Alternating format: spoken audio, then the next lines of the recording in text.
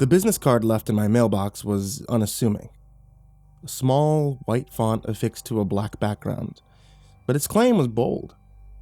There is now an in-dream hotline you can call to escape nightmares.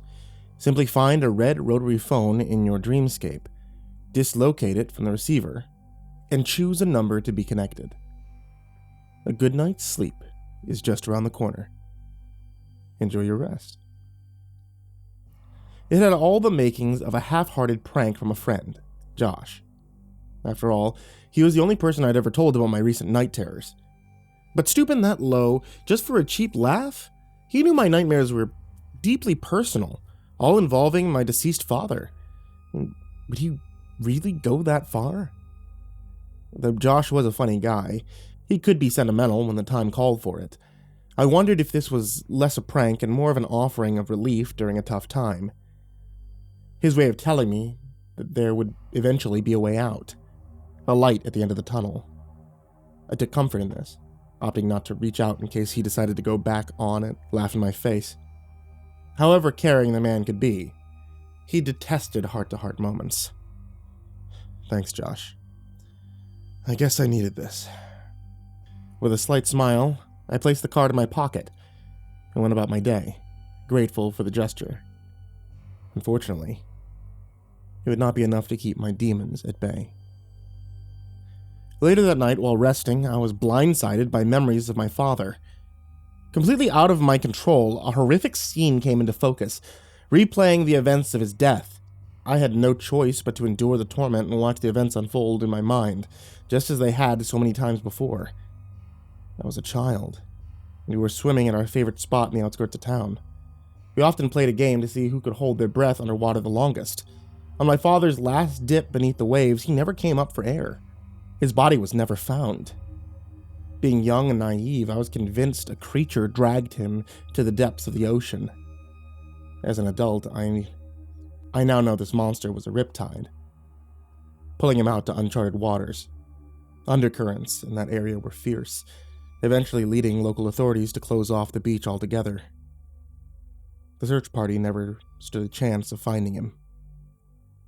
I violently thrashed about as the horrible images recurred, but soon found solace in the form of sleep.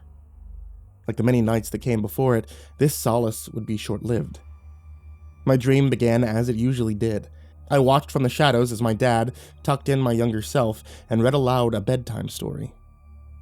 This moment was always so peaceful, a calm before the storm.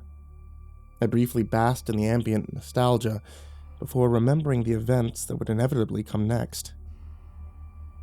And that's when the panic set in. After the story concluded, my father transformed into something horrific. Below his waist was now a group of slimy tentacles, wetting the floor as he slid across it. Above his collar were the grotesque features of a monstrous head, an amorphous amalgamation of loose appendages, sharp teeth, and gills protruding from his neck. His mouth opened at an unnatural angle, wide enough for it to devour my younger self whole. He then turned his attention to me. This was my cue to run.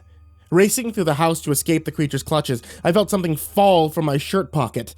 It was the in-dream hotline business card, and I picked it up, looked it over, and despite the fragile nature of the visual stimuli in the dream, the card was identical to the real counterpart.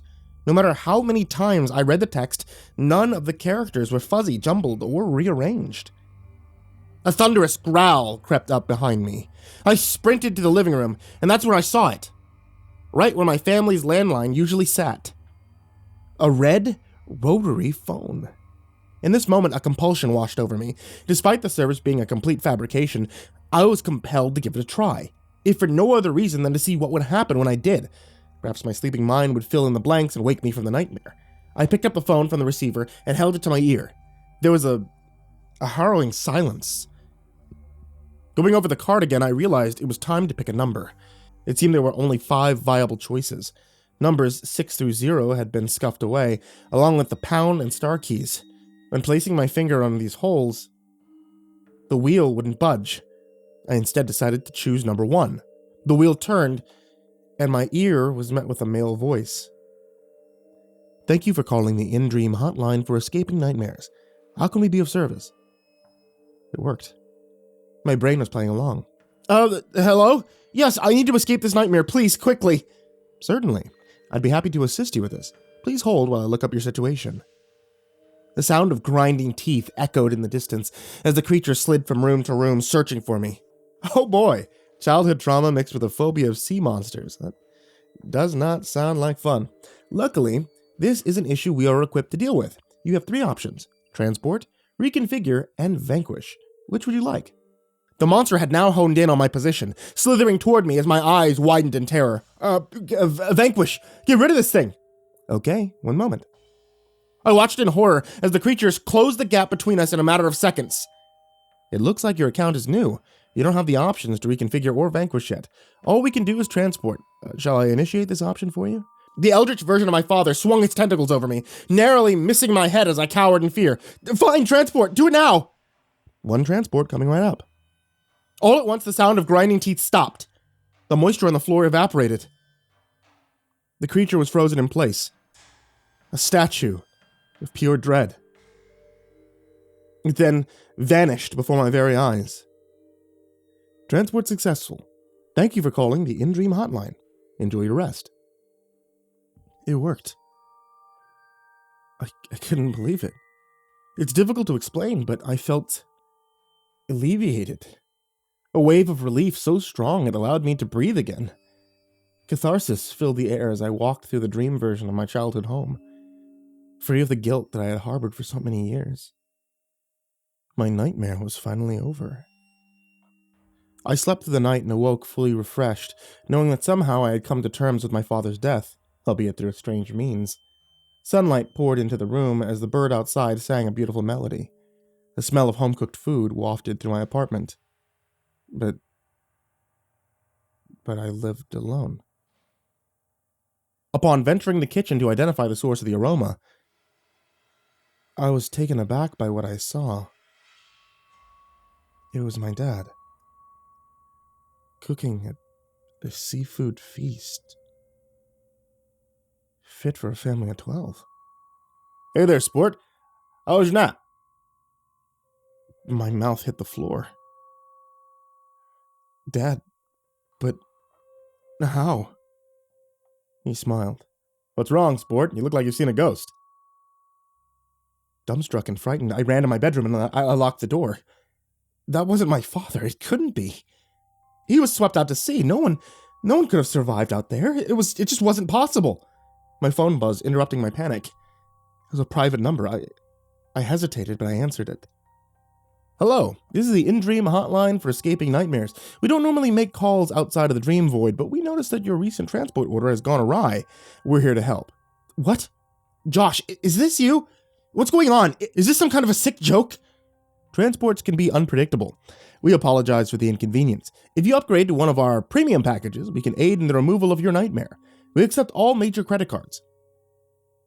Did my ears deceive me? Was the In-Dream Hotline real? The silver package is our cheapest upgrade, allowing you to reconfigure your nightmare, but there's no guarantee the result will be any better. We suggest purchasing our gold package, an option which lets you vanquish the nightmare once and for all. A stream of seawater entered the room as a familiar tentacle snuck beneath the doorframe. Lunch is ready, sport. I hope you're hungry. I know I am. I handed over my credit card information without so much as a second thought. I'll take the gold package, please. Brilliant. Please hold. The sound of tapping at a keyboard filled my ears as my father began banging at the door. Your transaction is in transit. It'll take 5 to 7 business days to process, at which time your nightmare will be vanquished. 5 to 7 days? Were they serious? I have to wait how long? What am I supposed to do in the meantime? Thank you for calling the In-Dream Hotline for escaping nightmares. We sincerely hope you live long enough to continue doing business with us. The operator paused before offering a final sentiment. This time the friendly facade was over. Their voice was now stern and serious, with what felt like a twinge of malice. Good luck.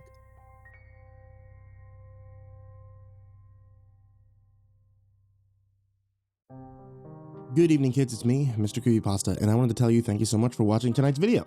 If you guys take a look in the description down below, you'll find some neat stuff. Particularly, I use a lot of links there that'll take you over to the author's Reddits, as well as If the author has written any kinds of books, or you'd like to find more from any of the authors that we've done stories for, you can find their info in the description. I know it's not very YouTube-like to look down there, but I'd really appreciate it if you did.